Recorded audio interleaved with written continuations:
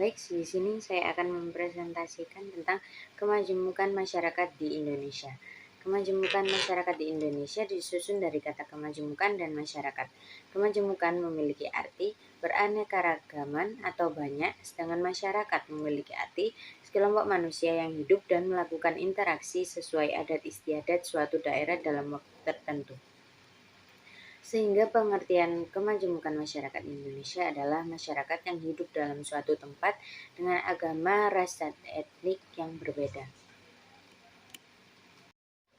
Kemajemukan masyarakat Indonesia dapat dilihat dari struktur masyarakat yang unik.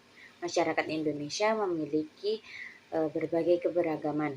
Ciri-ciri utama masyarakatnya adalah hidup dengan berkelompok, yang mana berdampingan secara fisik akan tetapi terpisah oleh kehidupan sosial.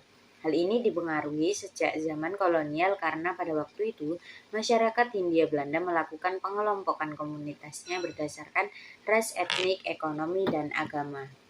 Horizontal, masyarakat Indonesia dibagi menjadi 7, yaitu masyarakat majemuk dikelompokkan berdasarkan ras, bahasa daerah, adat istiadat, agama, pakaian, makanan, budaya. Lalu secara vertikal, masyarakat Indonesia dibagi menjadi 5, yaitu dikelompokkan berdasarkan penghasilan, pendidikan, pemukiman, pekerjaan, kedudukan sosial politik. Selanjutnya ada faktor penyebab kemajemukan masyarakat Indonesia. Yang pertama adalah keadaan geografis wilayah Indonesia. Kondisi geografis Indonesia yang berupa kepulauan yang dipisahkan oleh laut dan selat memungkinkan penduduk yang menempati pulau itu tumbuh menjadi kesatuan suku bangsa yang terisolasi dengan yang lain. Yang kedua adalah letak kepulauan Indonesia di antara 2 benua dan 2 samudra. Letak geografis Indonesia memungkinkan masuknya pengaruh asing dari berbagai bangsa.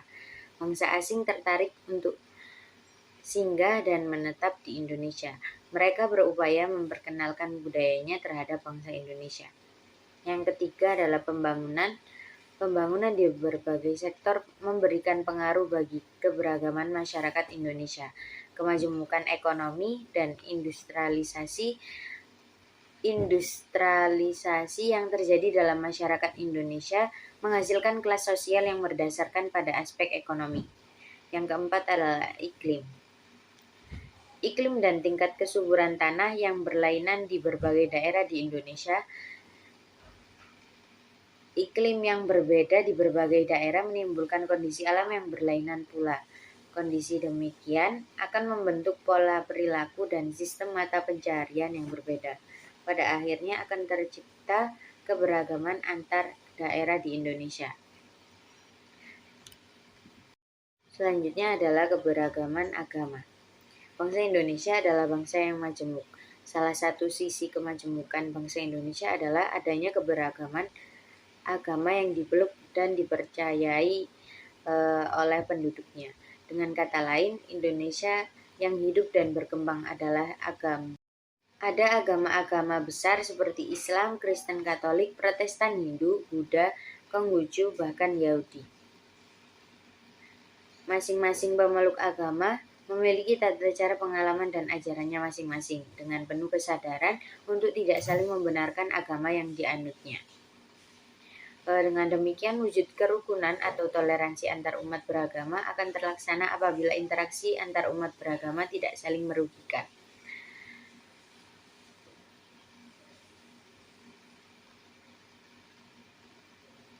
Persebaran agama di Indonesia. Menurut buku sejarah yang sudah kita pelajari di bangku sekolah, sejarah agama dibawakan oleh para pedagang dengan maksud untuk singgah dalam waktu yang cukup lama. Selain itu, tak sedikit pula dari mereka yang menikah dengan penduduk lokal sehingga menimbulkan adanya akulturasi budaya. Pedagang dari India singgah ke Sumatera, Jawa, dan Sulawesi untuk berdagang, sekaligus membawa agama mereka. Bersamaan dengan itu, agama Hindu Buddha masuk melalui faktor perdagangan. Kemudian agama Hindu semakin berkembang di Pulau Jawa pada ratus tahun ke-5 Masehi. Dengan kasta Brahmana yang mana memuja Dewa Siwa. Kemudian pedagang tersebut juga menyebarkan ajaran agama Buddha pada masyarakat. Nah, hal inilah yang mempengaruhi munculnya kerajaan-kerajaan Hindu dan Buddha di Indonesia seperti Kerajaan Sriwijaya, Kutai, hingga Majapahit. Selanjutnya, kerajaan berkembang ke timur Pulau Jawa. Pada kala itu kerajaan Islam mulai tumbuh seperti Kerajaan Demak, Pajang, Mataram, hingga Banten. Pada abad ke-13 Masehi, akhirnya kerajaan Islam mulai mendominasi di Indonesia, sedangkan agama Kristen Protestan pertama kali dikenalkan oleh bangsa Belanda pada abad ke-16 Masehi dengan pengaruh nasihat Calvinis dan Lutheran. Mayoritas masyarakat yang menganut agama Kristen pada saat itu adalah orang-orang timur seperti Nusa Tenggara, Papua, dan Kalimantan. Wilayah Sumatera juga menjadi target misionaris pada saat itu, terutama orang-orang Batak, sehingga saat ini banyak orang Sumatera yang memeluk agama Kristen Protestan. Selanjutnya adalah kemajemukan ras.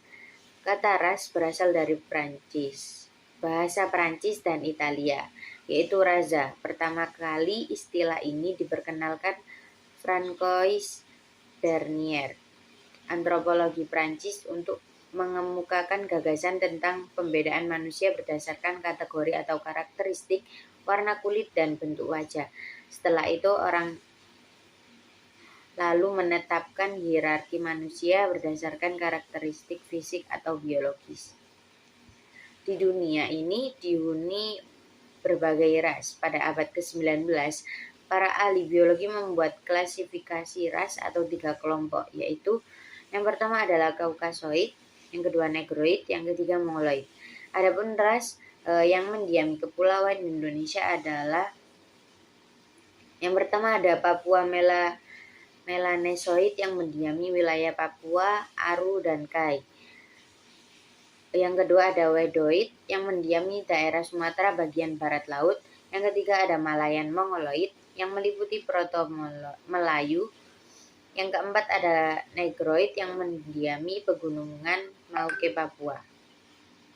Yang kelima ada Asiatic Mongoloid yang terdiri atas keturunan Tionghoa dan Jepang yang tinggal di Indonesia. Yang keenam, Kaukasoid terdiri atas keturunan Belanda, Inggris, keturunan Arab, India, Pakistan yang tinggal di Indonesia.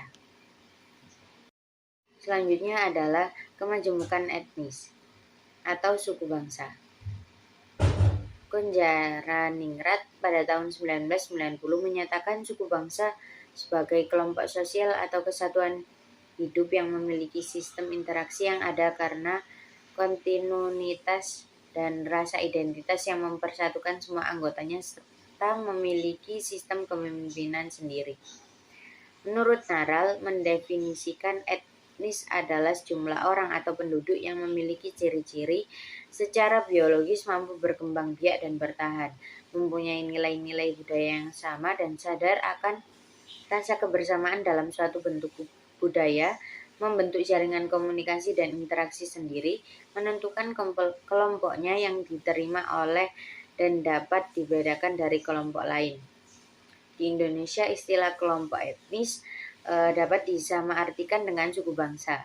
Di samping ada pula yang menyebutkan dengan golongan etnis, misal golongan etnis Tionghoa. Sekian dari saya. Wassalamualaikum warahmatullahi wabarakatuh.